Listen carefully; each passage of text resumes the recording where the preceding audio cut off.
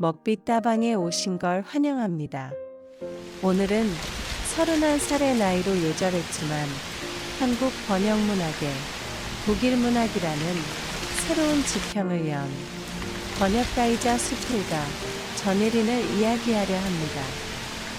짧은 생애 동안 강렬한 흔적을 남긴 그녀는 당시 한국에서는 드물게 유럽 실존주의와 독일 낭만주의 문학을 밀도 있게 소개한 지식인이었습니다. 특히 헤르만 헤세, 릴케, 토마스 만 등 독일어권 작가들의 작품을 번역하며 한국 독자들에게 정신적 신세계를 열어주었지요. 그녀가 남긴 여러 독일 문학 번역서들과 유고 에세이집, 그리고 아무 말도 하지 않았다는 1970년대 한국 사회에 큰 반향을 일으켰고 60년이 지난 지금도 여전히 많은 이들의 내면을 흔들고 있습니다. 그녀의 글이 여러 시대를 관통해 읽히는 이유는 무엇일까요? 그것은 그녀의 문장들에 깃든 치열한 지적 탐구와 사유, 그리고 완벽한 자유에 대한 열망이 우리의 내면을 자극하기 때문일 것입니다. 전혜린은 1934년 1월 1일 평남 순천에서 8남매의 장녀로 태어났습니다. 아버지는 천재 소리를 듣던 법률가였고 혜린 역시 천재 소리를 들으며 자랐습니다. 혜린의 아버지는 혜린이 대를 이어 법률가가 되기를 바랐습니다. 그래서 혜린이 30살 때부터 직접 한글과 일본어를 가르쳤습니다. 훗날 혜린은 그 시절을 이렇게 회고합니다.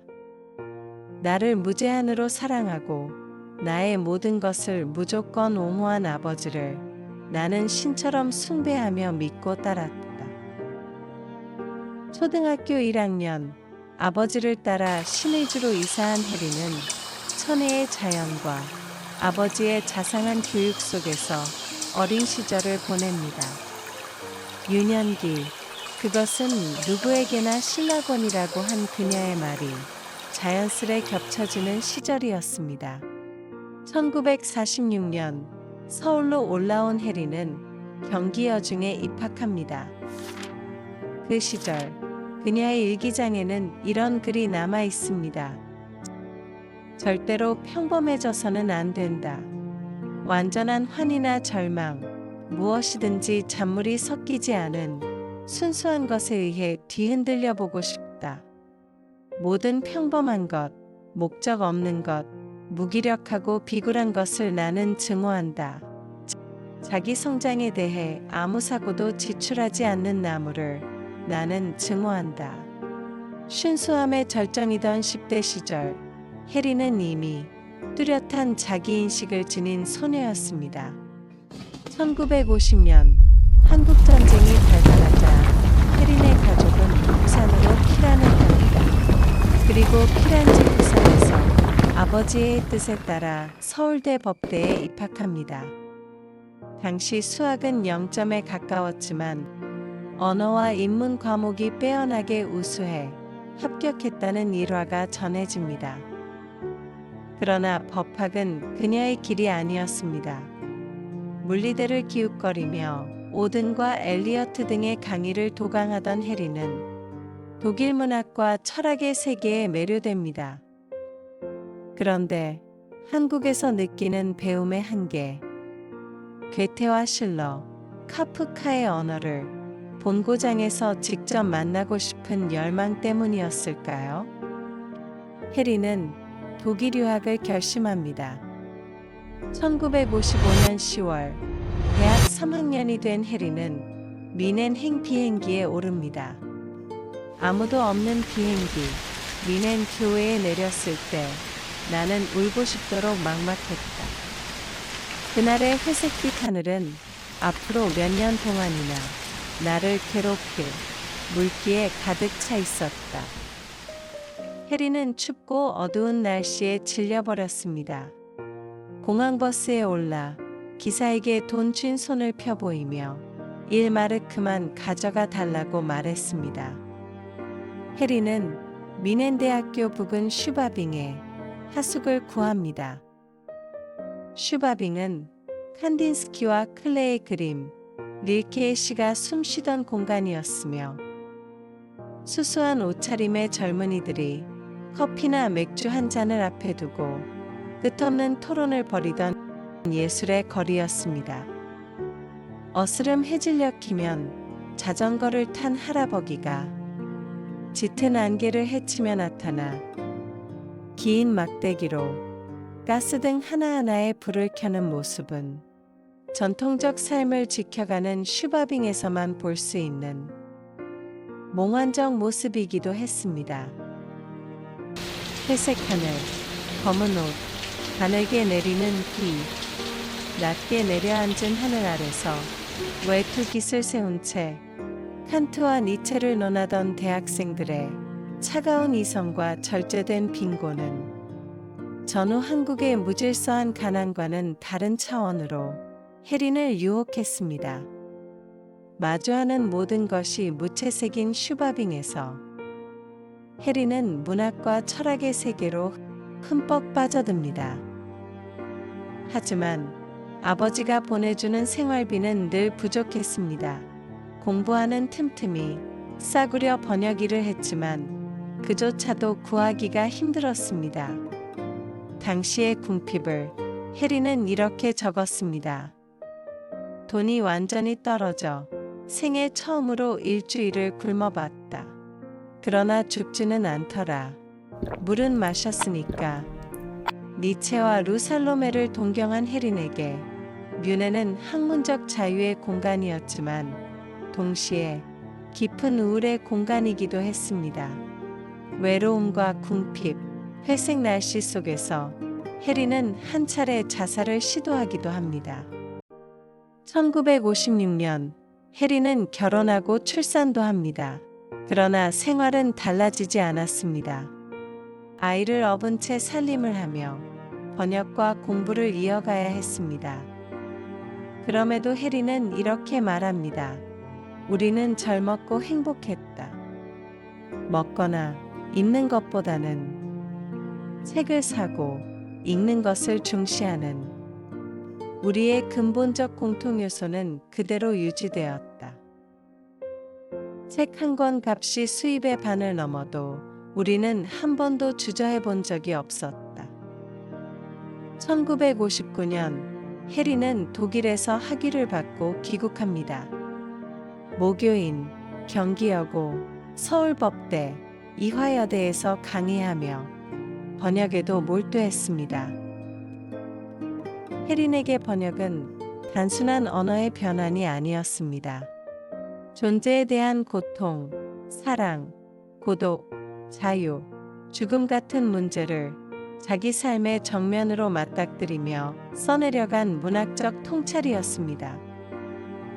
독일어 원문을 번역한 헤세, 린저, 벨케스트너의 작품들은 명확한 문장에 삶에 대한 관조, 유려한 문체가 더해져 독자들의 마음을 사로잡았습니다.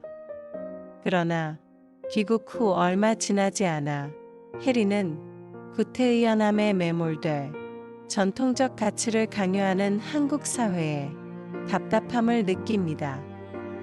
당시의 한국에서 독일 문학 원서를 자유롭게 읽고 가르치는 20대 여성, 철학과 문학을 넘나들며 관조와 사유를 글로 풀어내는 지적 깊이를 갖추었고, 고통과 불안, 사랑의 갈망, 삶에 대한 회의를 여과 없이 드러내는 그녀의 글은 당시에는 의식의 혁명이나 다름없었습니다. 독일에서 여성들의 자기주도적 삶을 지켜보았고 학문적 자유와 지적 해방을 맛본 해린이 한국에서 느꼈을 질식감은 그녀의 글 여기저기에서 발견됩니다. 나는 온갖 관료주의적 암기식 교육에 대한 맹렬한 반발과 자유로운 학문에 대한 끝없는 갈망을 품고 있었다. 유교적 전통과 가부장제, 남존여비나 여필종부 또한 해린에게는 구시대의 낡은 개념이었습니다. 해린은 수필집에서 치열한 삶에 대한 열정을 가지고 범상한 일상에 안주하지 말아야 한다.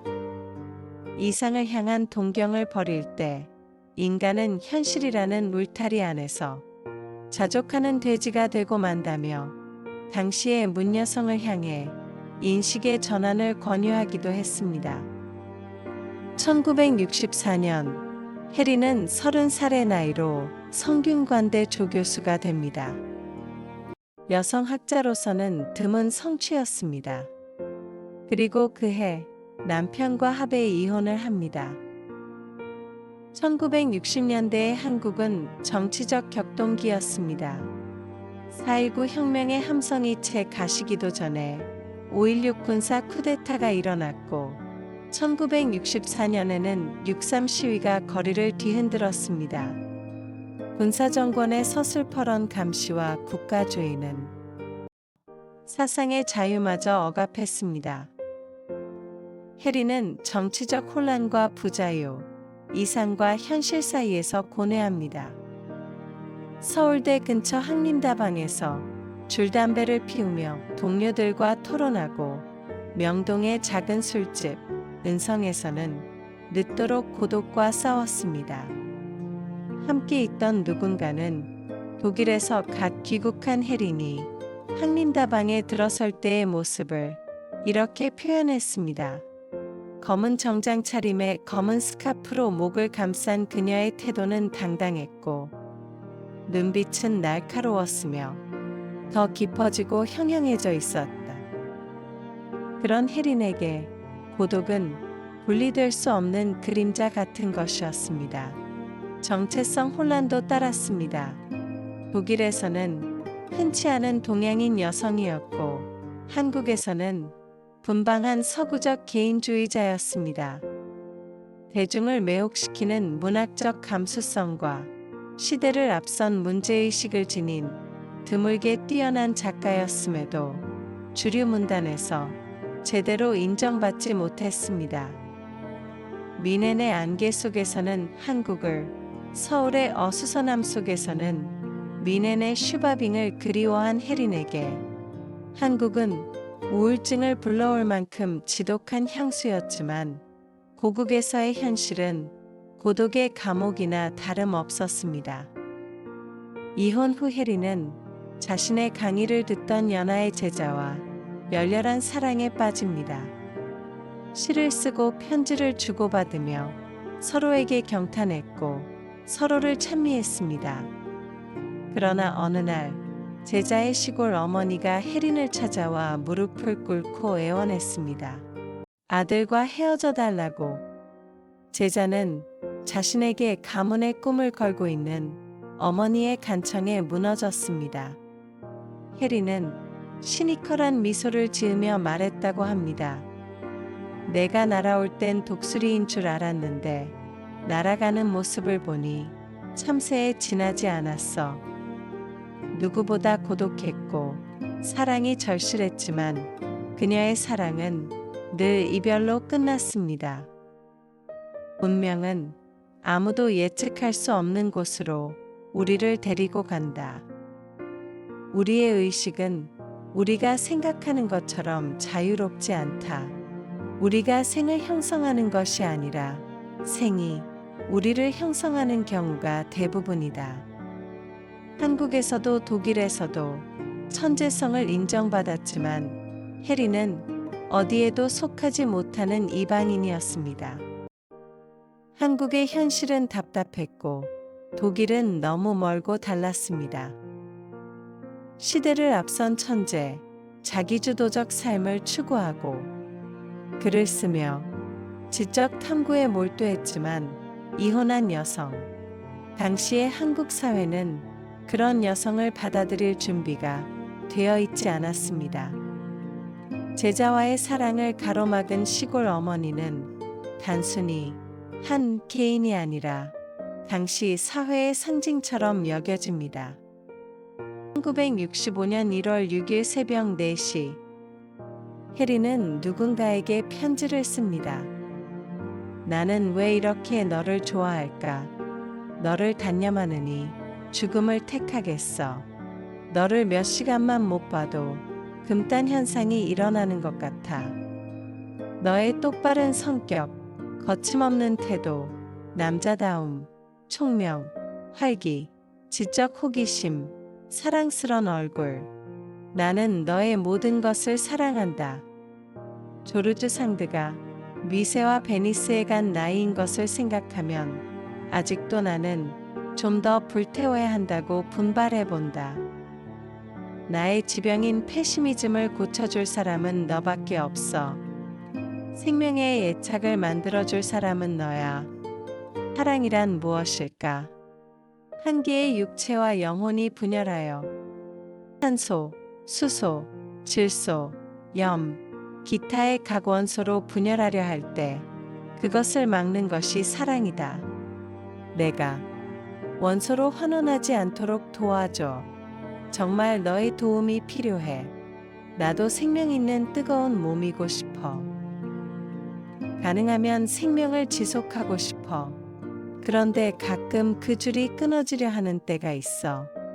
그럴 때면 나는 미치고 말아. 내 속에 있는 이 악마가 나도 싫고 두려워. 악마를 쫓아줄 사람은 너야.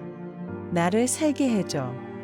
그러나 이 편지는 붙여지지 못했습니다.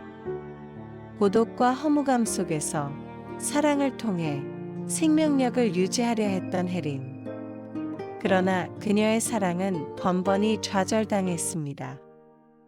1965년 1월 10일 토요일 밤, 해리는 동료 문인들과 명동의 한 카페에 있었습니다. 그날따라 많은 이야기를 하며 한껏 들떠 있었다고 합니다.